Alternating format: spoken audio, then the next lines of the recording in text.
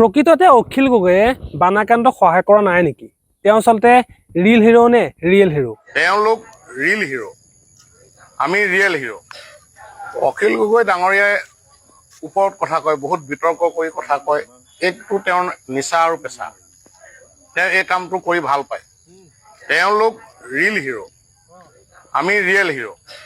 মই আপোনালোকক কৈছোঁ, আমি ভাৰতীয় জনতা পাৰ্টীৰ কাৰ্যকৰ্তা, আমি ডক্টৰ হিমন্ত বিশ্ব শৰ্মা ডাঙৰীয়া নেতৃত্বৰ চৰকাৰৰ প্ৰতিনিধি।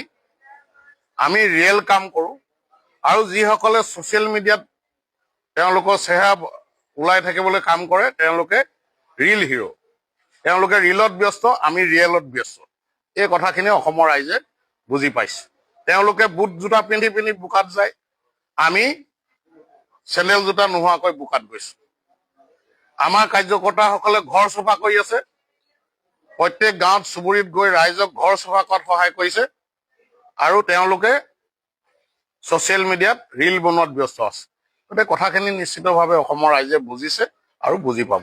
প্ৰথম কথা যে এইজন মহাপুৰুষ কোন মই চিনি নাপাওঁ, আৰু এইটো ৰাইজে আচলতে বিচাৰ কৰিব যে অখিল গগৈয়ে প্ৰকৃততে শিৱসাগৰ ৰাইজৰ বাবে কি কৰিছে বা কি কৰা নাই। আচলতে এইটো সময়ত কোনো ৰিল কণ্টেণ্ট হৈ থকা নাই, মানে ৰিল কণ্টেণ্টৰ কোনো আচলতে প্ৰতিযোগিতা চলি থকা নাই যে কোনোবাই ইয়াক নাম দিব যে কোন ৰিল হিৰো বা কোন আচলতে ৰিয়েল হিৰো। যি ৰিয়েল হিৰো সি আচলতে কেতিয়াও মুখে নকয় যে আমি ৰিয়েল কাম কৰি আছোঁ, আন কোনোবাই আচলতে ৰিল বনাবলৈহে কাম কৰি আছে। আমি প্ৰথম যিদিনাখনৰ পৰা আচলতে উজনিত বানপানী হৈছিলে সেইদিনাখনৰ পৰা আমি চাই আছোঁ যে অখিল গগৈয়ে সাধাৰণ জনতাৰ কাষত থাকি আচলতে কেনেকৈ কাম কৰি আছে প্ৰত্যেক দিনাই। আৰু তাৰ পিছতো আচলতে কিছুমানে এতিয়া আচলতে যি ৰাজনীতি কৰা আৰম্ভ কৰিছে নহয়, ইয়াক কিন্তু কেতিয়াও মানে মানি ল'ব পৰা অৱস্থাত নাই। কাৰণ এতিয়া এইটো কোনো ৰাজনীতি কৰাৰ সময় নহয়। কোন ৰিল হিৰো কোন আচলতে ৰিয়েল হিৰো তাক লৈ এতিয়া বিবেচনা কৰা সময় নহয়। এইটো সময়ত জাত পাত